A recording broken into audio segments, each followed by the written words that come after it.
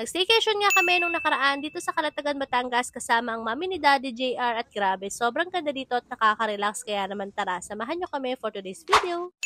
So, ayun nga, no, September 9 pa nga tong video na to at late na naman nga ako sa pag-upload dahil nga napakadami namin ganap itong mga nakaraan kaya naman ngayon lang ulit ako nakapag-video vlog. Anyway, niyaya nga lang din pala kami ni Mami na o yung Mami ni Daddy JR mag-staycation dito nga sa Calatagan, Batangas dahil nga nagbakasyon lang din siya dito at galing nga siyang Australia. Hapon na nga rin kami nakalis tong araw na to dahil nga akala talaga namin hindi na rin kami matutuloy kaya naman eto at gabi na rin kami nakarating dito nga sa resort. Halos 3 at kalahating oras nga rin yung binyahin namin from Imus hanggang dito nga sa Calatagan, Batangas.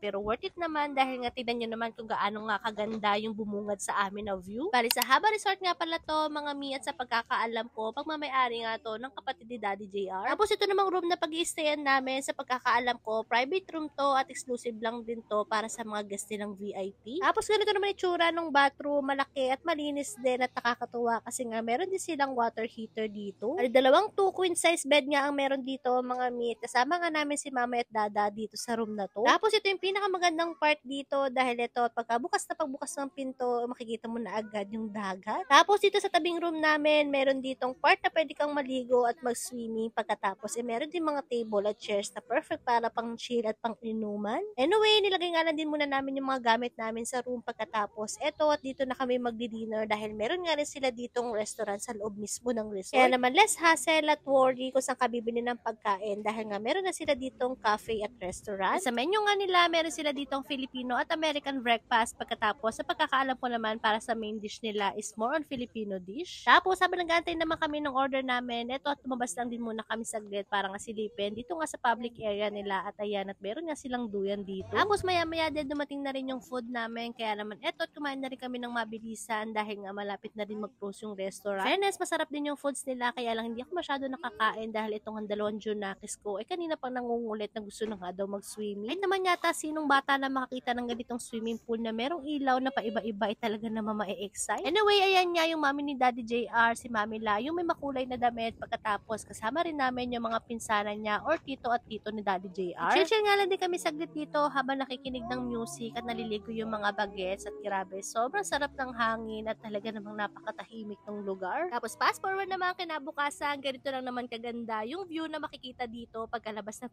ng kwarto namin. Alas 6 pa nga ng umaga to mga mi at tignan nyo naman yung langit at yung dagat ay talaga namang kalmado lang. Tapos ayan, tignan nyo naman kung gaano nga kaliwalas at ganda nga dito sa pinag-istayan namin. Mag-island happy nga rin pala kami ngayon kaya naman maaga rin kaming ginising at eto at nag-breakfast lang din kami saglit ng toasted siopaw at ng kape. Pagkatapos dumiretso na rin kami agad dun nga sa bangka na sasakyan namin kaya lang medyo napaaga nga kami kaya naman eto at naglakad-lakad lang din muna kami pagkatapos nag-picture-picture lang din muna kami dito sa I Love Hava Calatagan. Sobrang lawak ka ng place na to mga mi kaya naman makakapag-relax ka talaga at makakahinga ng mabuti. Pagkatapos napakadami din activities na pwedeng gawin dito tulad na nga lang din ng pagda-jogging at mag-picture dito sa malaking bangka nila. Tapos meron din sila ditong place na pwede mag-kayak at mag-boat at tignan nyo naman kung gaano nga kalawak at kaganda dito. Tapos ito naman yung tinatawag nila na garden restaurant dito at tignan nyo naman at napaka-presko dahil napakadaming puno. Ito nga rin yung naging favorite spot namin, itong duyan kasi tignan nyo naman at napakaganda ng view habang nagduduyan. Tapos ito naman yung pinaka-pool nila dito, meron pang bata at pang matanda at sobrang nag-enjoy kami dito dahil nga fresh water yung pinakatubig niya at walang masyadong chlorine. Tapos ang maganda pa dito, katapat lang din mismo ng mga rooms itong pool kaya naman kung bet nyo rin magstay dito pwede nyo rin silang kontakin dito nga sa Facebook account nila. Anyway, wala pa nga rin yung bangka na sasakyan namin kaya naman eto at nag-ihaw lang din muna sila ng babaunin namin bago nga kami pumunta doon sa Little Boracay. Tapos maya-maya din eto at dumating na nga rin pero bago yun, bibitinin ko muna kayo dahil nga medyo mahaba na nga rin itong video na to kaya naman hanggang dito na lang muna mga mi at see you ulit sa aming next vlog.